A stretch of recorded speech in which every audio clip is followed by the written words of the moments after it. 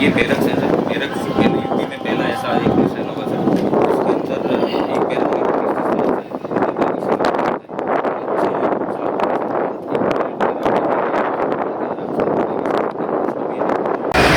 कुछ खाओगे, कुछ खाओगे।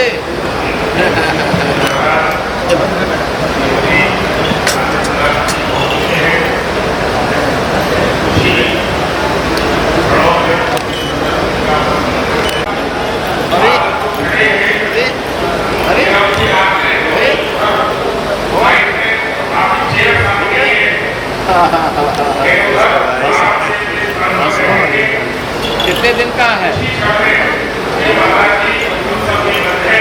कमजोर क्यों है?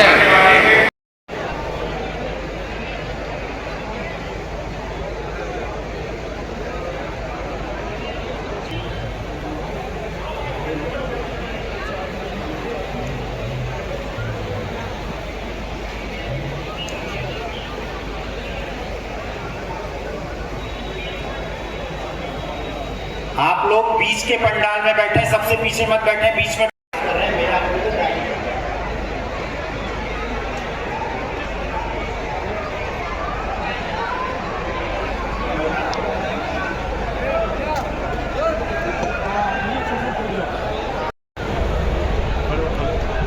प्रवेश द्वार पर जितने भी अधिकारी हैं उनसे अनुरोध है कि मेन पंडाल में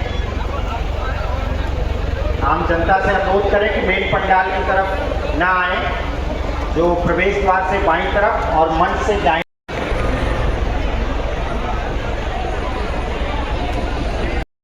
लगातार तालियां बजती रहनी चाहिए। जय जय श्री राम, जय जय श्री राम, भारत माता की। प्रभारी मंत्री जनपद को आगे बढ़ाते हुए लोकसभा प्रत्याशी हमारे बीच में माननीय श्री दुर्विजय सिंह शादी जी और साथ ही साथ पूर्व सदस्य विधान परिषद श्री परमेश्वर लाल सैनी जी गदा के रूप में शक्ति के उस स्वरूप को देकर जोरदार ताली। दुर्विजय सिंह शादी जी। माननीय श्री भूपेश सिंह चौधरी से अनुरोध करते हुए अपने कमलों से अंगवस्त्रम बढ़ाकर शिलान्यास और लोकार्पण कार्यक्रम में उपस्थित आज के कार्यक्रम के मुख्य अतिथि माननीय मुख्यमंत्री महोदय उत्तर प्रदेश सरकार श्रीमती गुलाब देवी जी, माननीय माध्यमिक शिक्षा राज्य मंत्री उत्तर प्रदेश सरकार श्री धर्मवीर प्रजापति जी, माननीय प्रभारी मंत्री जनपद संभल श्री बलदेव सिंह औलख जी, माननीय राज्य मंत्री कृषि उत्तर प्रदेश सरकार माननीय चौधरी भूपेंद्र सिंह जी, माननीय प्रदेश अध्यक्ष भारतीय जनता पार्टी श्रीमती अनामिका यादव जी, माननीय अध्यक्षा जिला पंचायत संभल डॉक्टर जयपाल सिंह व्यस्त जी, माननीय सदस्य विधान परिषद श्री सत्यपाल सिंह सैनी जी, माननीय सदस्य विधान परिषद और पूर्व सांसद संभल डॉक्टर हरि सिंह ढिल्लों जी, माननीय सदस्य विधान परिषद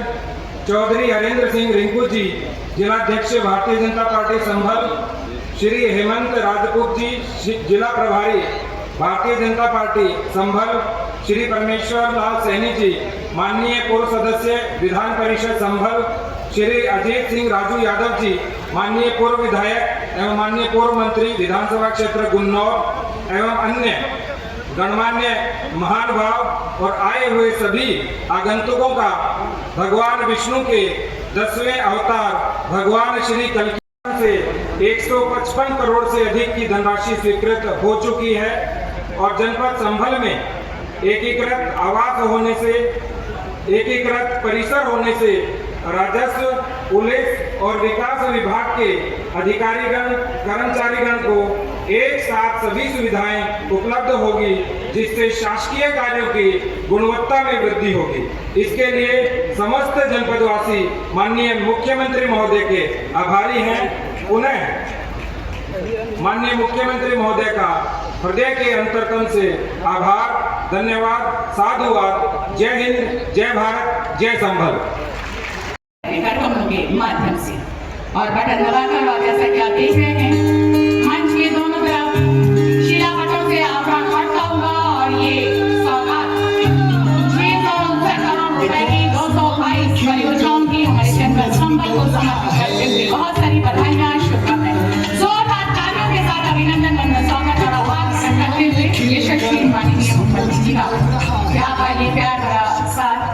जनपद संभल। संभल संवाद ऐप नवोदय के कमरों से संभल संवाद ऐप का शुभारंभ आज दिनांक 7 अगस्त 2025 गुरुवार श्रावण मास शुक्ल पक्ष त्रयोदशी को बहजोई जनपद संभल में हुआ। संभल एक शहर जिसके इतिहास पर पूरा भारत गर्व करता है और अपने भविष्य को नए सपनों से सजा रहा है। यहाँ की गलियों में सिर्फ कहानियां नहीं, आशाएं भी हैं और इन आशाओं को स्वर देने आया है संभल संवाद।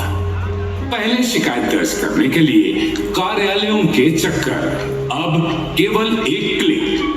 पहले सूचना पाने में दिन लगते थे, अब सब कुछ आपके मोबाइल पर। ग्रामीण किसान को अब नई योजना का समाचार पंचायत से नहीं सीधे फोन पर मिलता है। नोटिस, निविदा, प्रमाण पत्र सब उसकी मुट्ठी में। बस एक क्लिक में सबसे पास का अस्पताल ढूंढ लिया। भरोसे की पर्ची, अधिकारी अपॉइंटमेंट। शांति देवी को अब जिलाधिकारी से मिलने के लिए भीड़ में नहीं जाना पड़ता। जनपद संभल से संबंधित सभी सूचनाएं, चाहे वो सरकारी योजनाओं की हो या यहाँ के इंफ्रास्ट्रक्चर और सुविधाओं की जानकारी, वो एक मंच पे उपलब्ध हो और इसके साथ साथ शासन प्रशासन और जनता के बीच गैप है उसे शून्य किया जा सके, इसलिए हमने संभल संवाद ऐप शुरू किया। ये है सुरक्षा का नया विश्वास। जमीनी कर्मचारियों का हर कदम अब रिकॉर्ड पर है ताकि सेवा समय पर और सही स्थान पर पहुंचे। जन सुनवाई अब सिर्फ एक काउंटर नहीं, ये आशा की खिड़की है जहां आपकी पुकार तुरंत सुनाई देती है। आइए मिलकर बनाएं एक ऐसा संभल जहां हर पुकार सुनी जाए और हर समस्या का समाधान हो।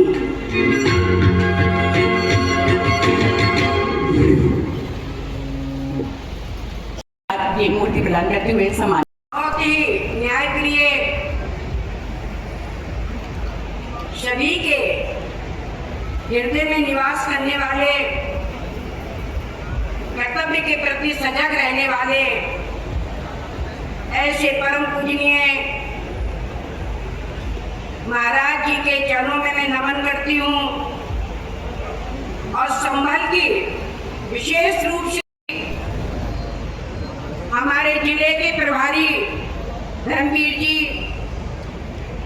क्षेत्रीय अध्यक्ष ब्रज भाजपा ध्रुवजय सिंह जी, पश्चिमी क्षेत्रीय अध्यक्ष भाजपा माननीय मुख्यमंत्री जी से वार्ता हुई और आपने आप सबकी भावनाओं को दृष्टिगत रखते हुए अधिकारियों की सुरक्षा और अधिकारियों की स्वतंत्रता को दिमाग में रखते हुए आज ये शुभ दिन आया है कि उनके कर कमलों से यहाँ पर सारे कार्यक्रम किए जा रहे हैं। मैं आपकी आभारी हूँ कि आपने जनता का मान रखा और यहाँ पर मुख्यालय की स्थापना।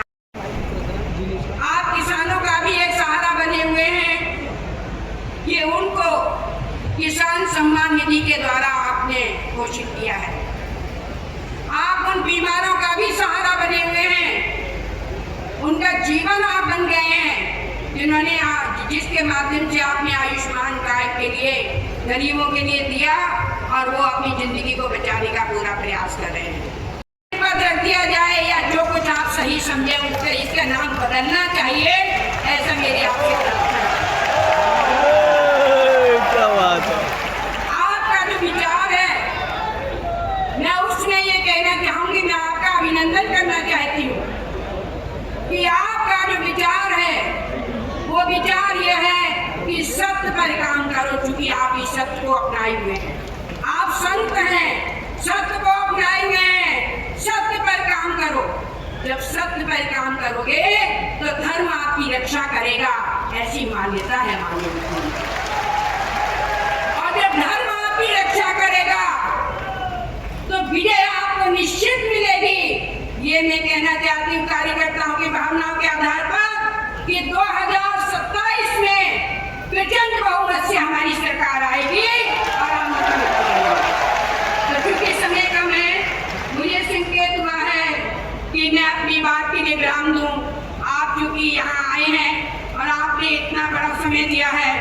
मैं जनता की ओर से आपका हार्दिक अभिनंदन करते हुए ये जरूर ये प्रार्थना करूंगी कि यहाँ की जो आवश्यकताएं हैं हमने आपके समक्ष रखी हैं, उन पर आप संज्ञान लेंगे, और लेंगे भी क्यों नहीं, क्योंकि संभल आज प्रदेश में ही नहीं विश्व के स्तर पर आप ये केंद्र बना हुआ है, चर्चा का केंद्र बना हुआ है, ये सभी तीर्थों का धाम है। आप निश्चित रूप से संज्ञान लेकर यहाँ की जनता को लाभान्वित करेंगे। बहुत बहुत धन्यवाद। सरकार बनी, हर आदमी की, चाहे वो गरीब हो, संपन्न हो, चाहे प्रशासन में हो, शासन में हो, उद्योगपति हो, सभी की मूलभूत जरूरतें होती है।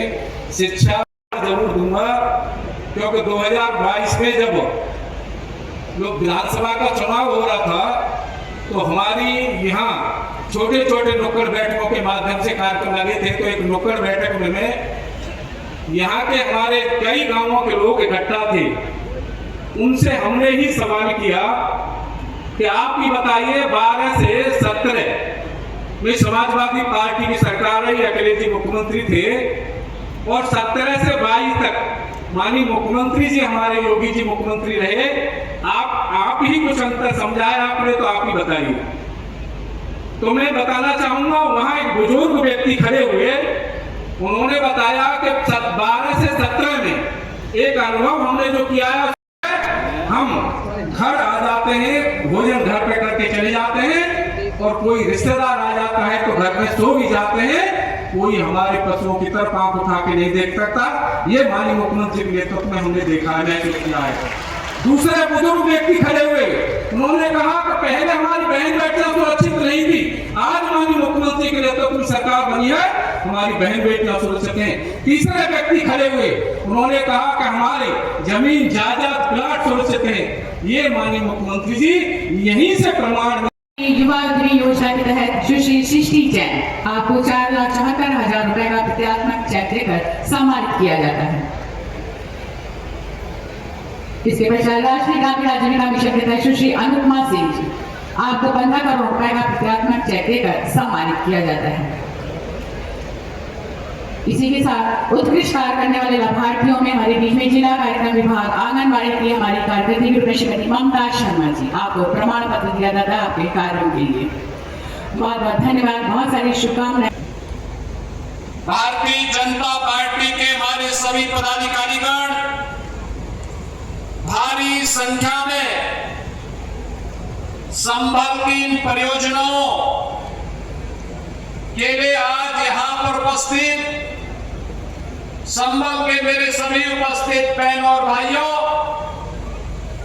भगवान कल्की और भगवान हरिहर की इस पावन धरा को नमन कर के लिए हृदय से बधाई भी देता हूं, और रक्षाबंधन और श्री कृष्ण जन्माष्टमी के पूर्व मिलने वाले इन उपहारों की शुभकामनाएं भी देता हूं।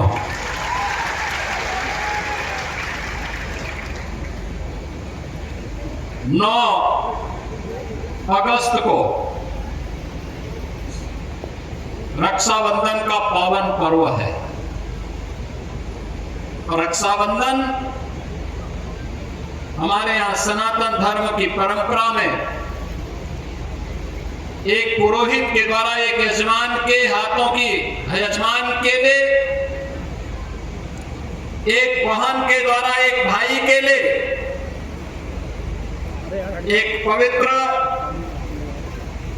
सामाजिक बंधन के इस आयोजन के साथ हम जुड़ने जा रहे हैं। याद करिए, पर्व और त्योहारों की एक लंबी श्रृंखला सनातन धर्म की परंपरा में हम सबको इसकी गहराई, इसके महात्मा, इसके सामाजिक और आध्यात्मिक महात्मा की ओर हम सबका ध्यान आकर्षित करते हैं। भाई बहन के बीच संवाद और संपर्क कैसे होने चाहिए, एक पुरोहित का यजमान के प्रति दायित्व क्या होना चाहिए, इन सब के लिए ये पर्व और त्योहार हम सबको एक नई प्रेरणा प्रदान करते हैं और इसीलिए तो हमारी सरकार ने तय किया है कि 8, 9 और 10 अगस्त को हर वाहन के लिए उत्तर प्रदेश परिवहन निगम और नगर विकास की बसेज में फ्री में यात्रा की सुविधा उपलब्ध रहेगी। एक सहयात्री के साथ में वे उत्तर प्रदेश के अंदर कहीं से भी कहीं तक यात्रा कर सकती हैं, कोई किराया उनसे चार्ज नहीं होगा। ये बहनों को ये डबल इंजन सरकार की एक उपहार है और अगर बहनों को उपहार मिल रहा है तो गुलाब देवी जी तो इतने दिनों से पीछे पड़ी हुई थी कि जिला मुख्यालय बनना चाहिए, बनना चाहिए, बनना चाहिए। आज वही जिला मुख्यालय को उपहार देने के लिए हम संभल नगर को आए हैं। बहनों और भाइयों, संभल की घोषणा हुई थी 2011 में। पिछले 14 वर्षों के पास संभल के पास अपना जिला मुख्यालय नहीं, पुलिस लाइन नहीं। हमने 288 करोड़ पुलिस लाइन के लिए यहां स्वीकृत किए हैं, काम चल रहा है। जैसे पुलिस लाइन का काम बेहतरीन तरीके से आगे बढ़ रहा है, ऐसे ही लगभग 80 एकड़ क्षेत्रफल में जिला मुख्यालय के निर्माण के लिए भी इंटीग्रेटेड ऑफिस कॉम्प्लेक्स देंगे। एक छत के नीचे जिला से जुड़े हुए सभी कार्यालय एक छत के नीचे लेके आएंगे और जनता को वहां पर सभी प्रकार की सुविधाएं उपलब्ध करवाने का काम करेंगे। यहां से संभल की दूरी को कम करने के लिए 4 लेन की कनेक्टिविटी भी देंगे। कोई समस्या नहीं आएगी क्योंकि संभल तो हम सबकी आस्था का प्रतीक है।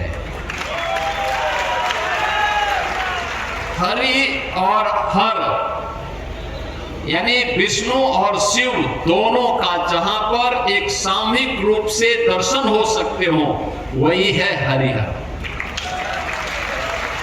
भगवान विष्णु का 10वां अवतार इसी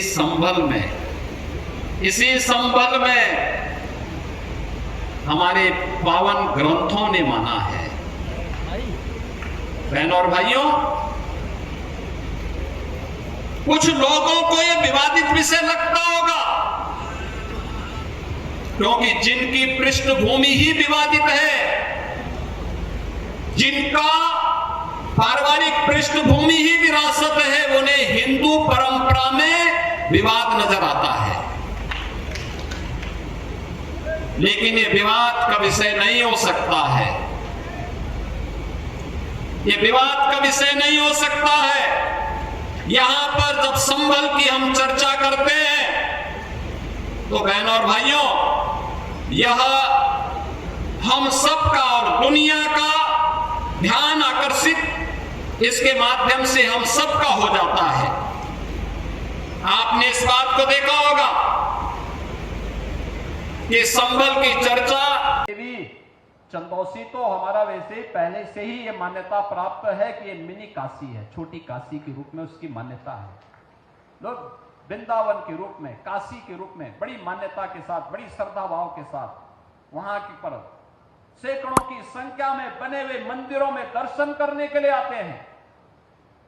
चंदौसी में एक बार आना भी है मुझे, वहां पर बजरंगबली का एक बड़ी मूर्ति भी बनाई हुई है। बहनों और भाइयों, विरासत को विस्मृत करके कोई भी समाज आगे नहीं बढ़ सकता, नहीं बढ़ सकता। और संभल किसी सच्चाई प्राचीन पुराण है, श्रीमद् भागवत महापुराण 5000 साल पहले रचा गया था। भगवान वेदव्यास ने महाभारत युद्ध के बाद उस समय की शांति के लिए, मुक्ति के लिए जिस महापुराण की रचना की थी वह श्रीमद् भागवत महापुराण है। स्कंद पुराण, विष्णु महापुराण, इन सब में यह उल्लेख है। चिल्ला चिल्ला के हमारे पावन ग्रंथ इस बात का उल्लेख कर रहे हैं कि भगवान विष्णु का 10वां अवतार कल्कि में होगा। स्कंद पुराण ने इस बारे में कहा है कि सत्य सत्यव्रतो नाम त्रेतायाम च महदगिरी द्वापरे पिंगलो नाम कलो संभल उच्यते। यानी संभल ये कलयुग का नाम है।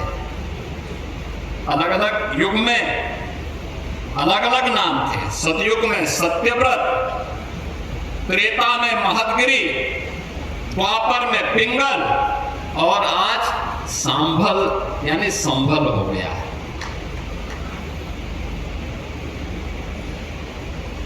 ये स्कंद पुराण कहता है और पुराण के ही इसी प्रसंग को अगर आप ध्यान में रख करके देखेंगे तो वही प्रसंग हम सबका ध्यान आकर्षित करते हैं। स्कंद पुराण ही इस बात का उल्लेख भी करता है, जहां पर स्कंद जी महर्षि अगस्त्य से इस बारे में कहते हैं कि आकर्णय महाभागा पूर्वे सांबलेश्वरम गंगारथ प्रामध्य सतम क्षेत्रम च योजन प्रियम। यानी यह संभल के बारे में कि संभल नगर जो भागीरथी गंगा और राम गंगा के मध्य में है, यह 36 किलोमीटर की दायरे में स्थित है।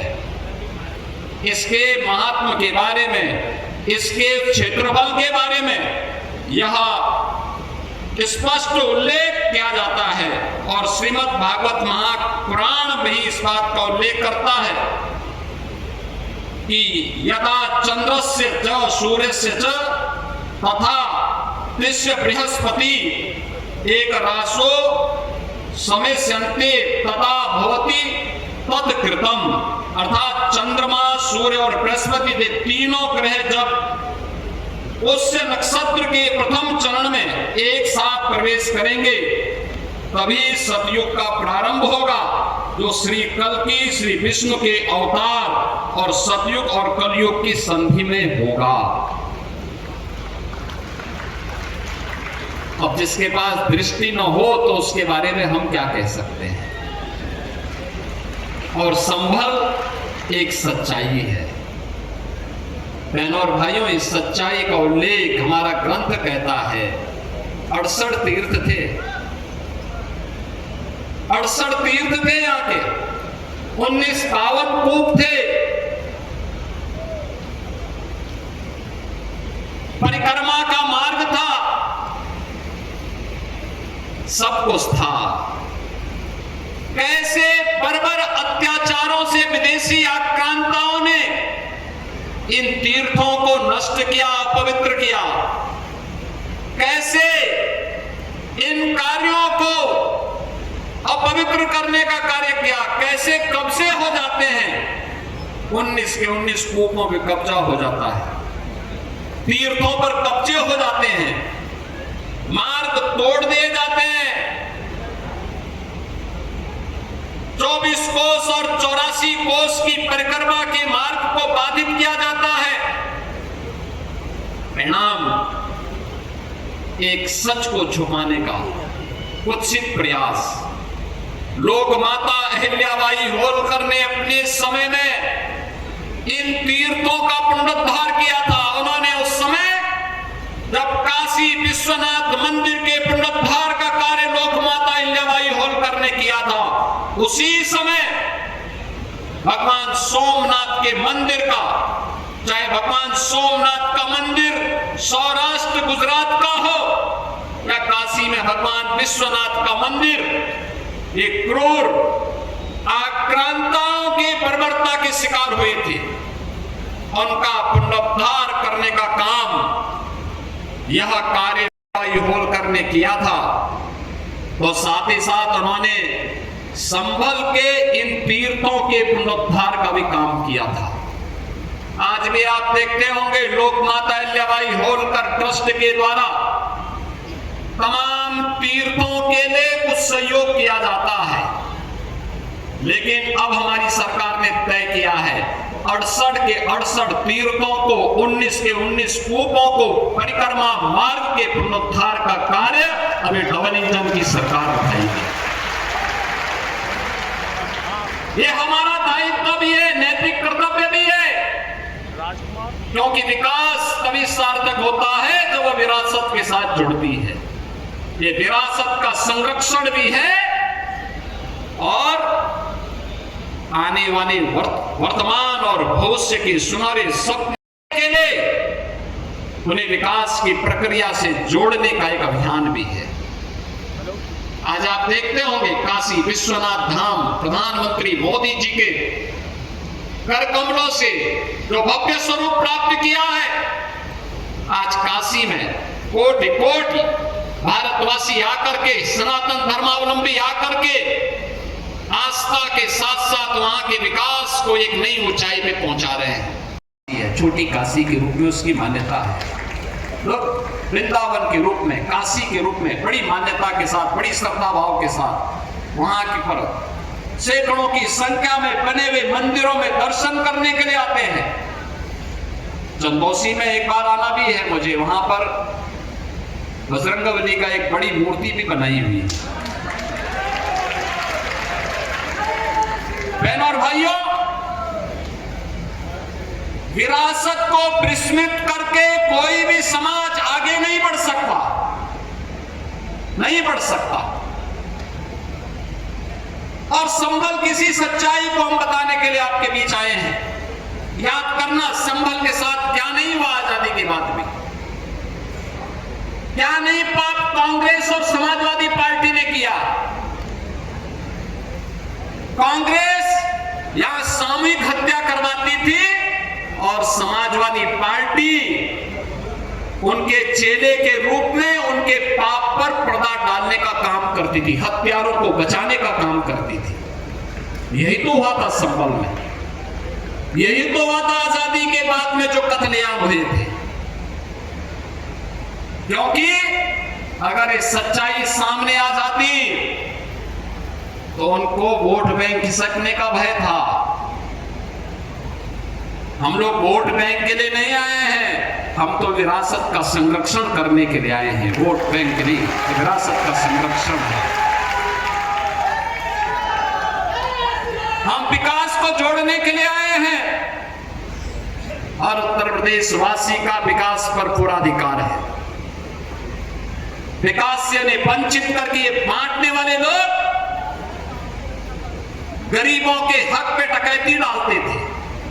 गरीब को राशन नहीं मिलता था, गरीब को मकान नहीं मिलता था, बेटी की शादी के लिए अनुदान नहीं मिलता था, एक गरीब को स्वास्थ्य की सुविधाएं नहीं मिलती थी, गरीब बच्चा स्कूल में जाता था, न शिक्षक होता था, न बुनियादी सुविधाएं होती थी, बेटी असमय स्कूल छोड़ने के लिए मजबूर होती थी क्योंकि विद्यालय में न पेयजल की व्यवस्था थी, न शौचालय की व्यवस्था थी। और आज जब डबल इंजन की सरकार कर रही है, काम कर रही है, आज आप देख रहे होंगे विद्यालयों में बुनियादी सुविधाएं, बालक और बालिकाओं के लिए पेयजल की व्यवस्था भी है, टॉयलेट की व्यवस्था भी है, अच्छा फर्श बना है। फर्श बनाने के साथ ही डिजिटल लाइब्रेरी भी है, स्मार्ट क्लास भी है, पर्याप्त सुविधाएं उपलब्ध करवाई जा रही हैं। अटल आवासीय विद्यालय आप देखिए, श्रमिकों के बच्चों के लिए कोविड कालखंड में जो बच्चे निराश्रित हुए थे, जिन्होंने अपने अभिभावकों को खोया था, उनके लिए अटल आवासीय विद्यालय बन रहे हैं। पिछली सरकार एक जिले में एक माफिया पालती थी, उस माफिया के गुंडे पूरे जनपद को तबाह करते थे, दंगा करवाते थे, अराजकता फैलाते थे। हमारी सरकार वन डिस्ट्रिक्ट वन प्रोडक्ट के माध्यम से स्थानीय कारीगरों और हस्तशिल्पियों को कारोबार के साथ जोड़ रही है। One district one medical college देकर के बेहतरीन स्वास्थ्य की सुविधा दी जा रही है। बिना भेदभाव के हर गरीब को 5 लाख रुपए का आयुष्मान भारत का स्वास्थ्य बीमा का कवर भी दिया जा रहा है। राशन की सुविधा उपलब्ध करवाई जा रही है, हर गरीब को आवास की सुविधा उपलब्ध करवाई जा रही है और हर बेटी के लिए शिक्षा के साथ साथ उसकी शादी का इंतजाम के लिए भी सरकार बेटी को विदा करने के लिए भी 1 लाख रुपए का अनुदान सामूहिक विवाह योजना के माध्यम से उपलब्ध करवा रही है। युवाओं के लिए भर्ती के अभियान को भी बिना भेदभाव के आगे बढ़ाया जा रहा है। पिछले 8 वर्ष में 8.5 लाख नौकरी, अभी हाल ही में 60,244 पुलिस की भर्ती की प्रक्रिया को सकुशल संपन्न किया गया। हर जनपद के युवा आए थे, चेहरा नहीं देखा गया, जाति नहीं देखी गई। उत्तर प्रदेश का नागरिक है, उसको अधिकार मिलना ही चाहिए, हर हाल में उसका अधिकार उसे दिया जाना चाहिए। लेकिन उत्तर प्रदेश के हर नागरिक को सुरक्षा की गारंटी भी चाहिए। और इसीलिए हम कहते हैं, पिछली सरकार में दंगे होते थे, अराजकता फैलती थी, शोषण होता था, न बेटी सुरक्षित थी न 9 अगस्त काकोरी के क्रांतिकारियों की, महानायकों की 10 एक्शन के स्मृति दिवस भी है, 9 अगस्त की तिथि। बहनों और भाइयों, 15 अगस्त देश का स्वाधीनता दिवस, प्रधानमंत्री जी ने आह्वान किया है हर घर पे तिरंगा फहराना है। 13, 14, 15 हर भारतवासी अपने घर के ऊपर भारत के आन शान के प्रतीक तिरंगा लहराने का काम करिए। भारत के आन शान का प्रतीक हमारा तिरंगा है। और साथ ही साथ 16 अगस्त श्री कृष्ण जन्माष्टमी, परित्राणाय साधूनाम विनाशाय च दुष्कृताम, सज्जनों के लिए संतजनों के संरक्षण के लिए और दुर्जनों के संहार के लिए भगवान बार बार आते हैं, बार बार आएंगे और कल की भगवान भी संभल में अवश्य आएंगे। यह संकल्प लेकर के हम सबको आगे बढ़ना होगा। मैं संभल वासियों के लिए, जनपद वासियों के साहस की यहाँ पर सम्मान करता हूं। विपरीत परिस्थितियों में रह करके जिन लोगों ने दंगों की त्रासदी को झेला, पिछली सरकारों के अराजक और भ्रष्ट रवैये के कारण प्रताड़ित होते रहे, लेकिन उन्होंने कभी भी अपने मिशन से भटके बगैर, बिना न झुके न